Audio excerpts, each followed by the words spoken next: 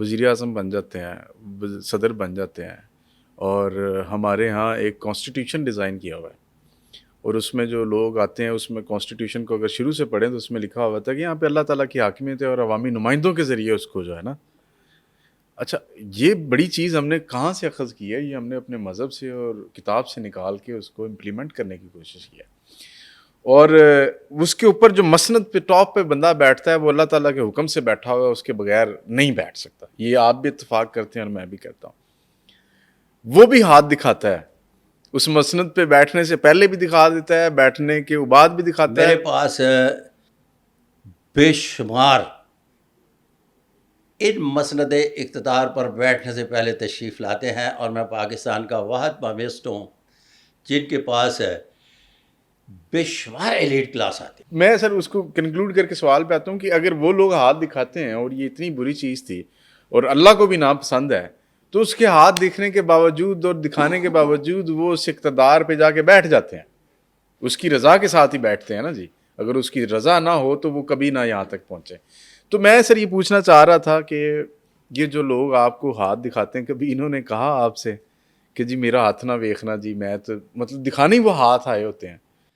اچھا، بڑی عجیب سی بات ہے کہ میں نے آج تک کبھی بھی، یہ تکبر کی بات نہیں ہے، اسے تکبر نہ سمجھا جائے، میں نے کبھی کسی سے نہیں یہ کہا کہ مجھے اپنا ہاتھ دکھاؤ. پہلی بات، جو میرے پاس ہاتھ دکھانے کے لیے تشریف لاتے ہیں تو آ جائیے. پیچھے میرا انٹرویو جو آپ کر چکے اس میں نے ایک لفظ بولا ہے کہ مستقبل شناسی کے علوم و فنون کے لوگوں کو پتہ ہونا چاہیے کہ جب وہ ہینڈ پرنٹ لے لیتے ہیں تو ہینڈ پرنٹ لینے کے بعد ان کا ہاتھ کیا کہتا ہے، کتنے وہ سینسیٹیو ہیں، کیا ان کی انرجی لیول ہے، اس کو دیکھتے ہوئے بولنا ہے، اس سے کم یا زیادہ نہیں کہ وہ اب نارملٹی کی طرف چلے جائیں. اب آ گیا معاملہ کسی بھی شخص کے صاحب اقتدار ہونے کا. تو صاحب اقتدار، یہ جو پورا نظام آپ نے بولا ہے، جن ممالک میں یہ پورا نظام موجود نہیں ہے، بادشاہ تو وہاں بھی بنتے ہیں، وہاں بھی بنتے ہیں، حکمران وہاں پہ بھی ہیں. تو بادشاہ جو ہے یہ بائی برتھ ہوتا ہے. جو میں نے 7 قسم کے ہاتھ اور اس کے بعد 32 راجا یوگ کی علامات بتائیں. جب 32 راجا یوگ کی علامات میں سے کوئی بھی ہو، وہ مسلم ہو یا غیر مسلم، اس نے بادشاہ بننا ہے. وہ اپنے ادارے کو ہیڈ کرے گا. اگر وہ پولیس میں ہے تو آئی جی بنے گا، اگر وہ ڈی ایم جی گروپ میں ہے تو چیف سیکرٹری بنے گا، اگر وہ ملٹا نیشنل میں ہے تو چیئرمین بنے گا. واللہ عالم بالصواب. سیاست پہ بات آئی ہے تو عمران خان کی سر بات کرتے ہیں ذرا. یہ کہ خان صاحب کے حوالے سے میں آپ کے پرانے پوڈ کاسٹ، ولاگز اور ساری چیزیں میں پڑھ رہا تھا، دیکھ بھی رہا تھا. آپ نے ابھی تک عمران خان کی رہائی کی تاریخ نہیں دی، اور بے شمار ایسے پامسٹ، اسٹرولوجر اور علم فلکیات اور علم نوریات اور فلاں فلاں علم کے ماہر، انہوں نے تاریخیں دے دیں اور وہ پٹ گئیں. کسی نے 14 اگست کہا، کسی نے 1 اگست کہا، کسی نے فلاں بلو مون نکلے گا تو یہ ہو جائے گا، اور کسی نے کہا جی ایسے ایسے ویسے ویسے. نہیں ہوا. آپ نے ایک تو تاریخ کیوں نہیں دی؟ اور اگر آپ کے نزدیک اب عمران خان صاحب باہر آنے والے ہیں جس طرح کے حالات ہیں، تو کب ہوگا؟ میں نے اگر یہ تاریخ نہیں دی تو میں نے یہ تاریخ کسی بھی جگہ دی ہے کہ خان صاحب عمر کے اس حصے میں دوبارہ برسر اقتدار آ رہے ہیں. میرا خیال ہے ابھی تک تو نہیں کچھ ایسی بات. اوکے، آپ کے سوال کا جواب آ گیا. اب آگے چلتے ہیں. 1996 میں جب خان صاحب کو ملا تو وہ زمانہ قدیم کی پامسٹری پڑھنے کے بعد جب راجا یوگ کو نہیں پڑھا جاتا تھا تو وہ ایک کنگ میکر کا ہاتھ تھا. ٹھیک ہے. تو میں نے خان صاحب کو کہا کہ یہ کنگ نہیں، کنگ میکر ہے. اور پھر اس کے بعد بے شمار لوگوں کو اب کے بھی میں نے سن رہا ہوں کہ اگر وہ کنگ میکر ہی رہتے تو ٹھیک تھا، کنگ نہ بنتے. ارے بادشاہ، نظام سکہ کی ایک دن کی حکومت آج بھی تاریخ کا حصہ ہے. وہ شخص 3 سال 7 مہینے پرائم منسٹر آف پاکستان رہ کر گئے اور آپ کے کہنے پہ وہ کنگ میکر بن جاتے. اب اس کی تصویر کا دوسرا پہلو، میرے کنگ میکر کہنے کے بعد میری برادری کے جتنے بھی لوگ تھے نا، میرے قبیلے کے لوگوں نے کنگ میکر کہنا شروع کر دیا. ٹھیک ہے. اب یہ لگے رہے. 2013 میں مجھے پورا یقین تھا، اور سکرپٹڈ پیش گوئیوں کے لیے بھی مجھے آفر ہوئی. اچھا. اور سکرپٹڈ پیش گوئیوں کا آپ کو پتہ ہے کہ کیا ہوتی ہے. وہ کسی اور نجومی سے کروا لے گی، میں نے نہیں کی. اس کے مقابلے میں اس نجومی نے پیش گوئیاں کر دیں، میں نے نہیں کیں، اور 24 مئی 2014 کو ایک بہت بڑے چینل پہ جہاں الیکشن کے نتائج اناؤنس ہونا تھے تو ان کے آنر نے مجھے کہا کہ آپ کو پتہ ہے کہ میاں صاحب اقتدار میں آ رہے ہیں؟ یس، ہمیں بھی پتہ ہے.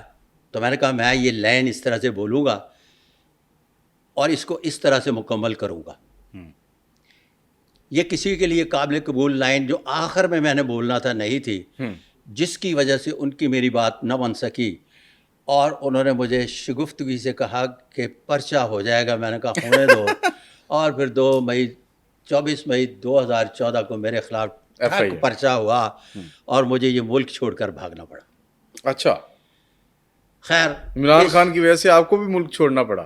خیر آگے چلتے ہیں.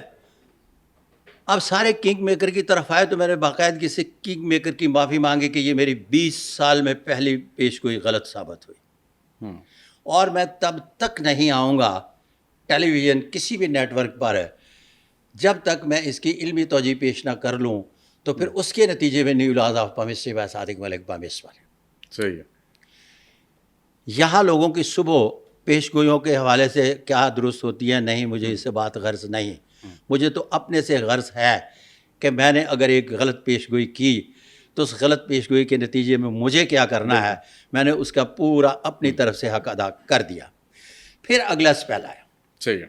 جب اگلا سپیل آیا تو میں اور مبشر لقمان اور یہ دوسرے جتنے بھی لوگ تھے، جتنی بھی باتیں کرتے ہیں، بیٹھے ہوئے تھے میرے ساتھ، بات کی بولی بول رہے تھے، پڑا ہوا ہے. میں نے کہا کہ وہ اس طرح سے کھیلیں گے جس طرح سے 5 روزہ ٹیسٹ میچ. اچھا. اب ان کی سمجھ میں نہیں آ رہا تھا میں کیا کہہ رہا ہوں. انہوں نے کہا کہ 2 باریاں لیں گے.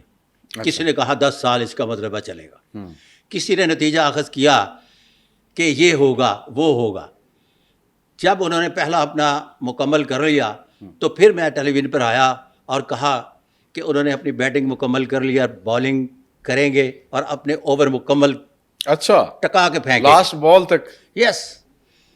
پھر اس کے بعد میں آیا، میں نے کہا اب بالنگ بھی مکمل ہو چکی، اب یہ فیلڈنگ کریں گے.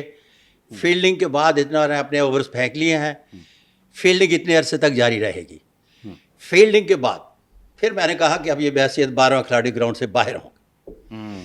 ان نجومیوں پامسٹوں کی سمجھ میں نہیں آیا کہ کیا کہہ رہا ہوں. عام بندے کی بھی سمجھ میں آ رہا تھا کہ میں کیا کہہ رہا ہوں. اب بھی میں جس طرح سے پہلے پوچھا ہے کہ ارے بھائی میں یہ بار بار کہہ رہا ہوں کہ خان صاحب کے ہاتھ پر مقدر کی لکیر ابھی شکستہ ہے، اچھا بکھری ہوئی ہے، لہٰذا ابھی جیل سے باہر نہیں آ سکتے، ابھی اقتدار ان کا حصہ نہیں ہے. تو باقاعدگی سے کہہ رہا ہوں اگر میں ڈیٹ دینا شروع کر دوں تو یہ جو 13 14 18 ڈیٹوں کی بات کر رہے ہیں یہ سارے شروع ہو جائیں گے. ایک طریقہ کار تو اپنے علیحدہ راستہ بنانے کا بڑی مشکل سے تلاش کیا اور اس پر میں چل رہا ہوں. واللہ عالم بالصواب. تو آپ کہہ رہے ہیں کہ ان کے اس معاملے میں تاریخ دینا کوئی عقل مندی نہیں ہے؟ عقل مندی ہے ان کے نزدیک، لیکن کاپی رائٹ جو ہے نا چونکہ نہیں ہے، جس کی وجہ سے میں گریز کر رہا ہوں. لیکن آپ کو بات سمجھ میں آ رہی ہے نا جی جی کہ میں کہہ رہا ہوں کہ مقدر کی لکیر ساتھ نہیں دے رہی، کہ کیا کہہ رہا ہوں. اگر میں کہہ رہا ہوں کہ مقدر کی لکیر ساتھ دے رہی ہے اچھا یہ تو پھر کہے نا مستقبل قریب میں یہ مقدر کی لکیر اگر ہم مائل سٹون سیٹ کریں کوئی بھی. اچھا آپ نے ہاتھ پڑھا ویسے ان کا؟ ہاں میرے پاس ان کے ہینڈ پرنٹ پڑے ہوئے ہیں. وہ پرانے والے ہیں کہ ابھی تازہ بھی کچھ ہے؟ 1996 ہینڈ پرنٹ ایک دفعہ لے لے تو لائف ٹائم کے لیے ہوتے ہیں. 32 راجا یوگ، 101 غیر معمولی علامات تمام کی تمام ایز اٹ از رہتی ہیں، یہ ختم نہیں ہوتی. لیکن وہ بڑھ بھی سکتی ہیں، بڑھ جاتی ہیں تھوڑی. لکیریں کے آگے پیچھے تھوڑا سا تقدیر معلق کے حوالے سے ہوتا ہے، گدا گدا اور گھوڑا گھوڑا رہتا ہے. لیکن نشانات جو ہیں یہ رہتے ہیں. ان میں بھی اگر 19-20 کی تھوڑی سی کسی جگہ پہ شکست و ریخت آ جائے تو پھر بھی گدا گدا اور گھوڑا گھوڑا ہی رہتا ہے.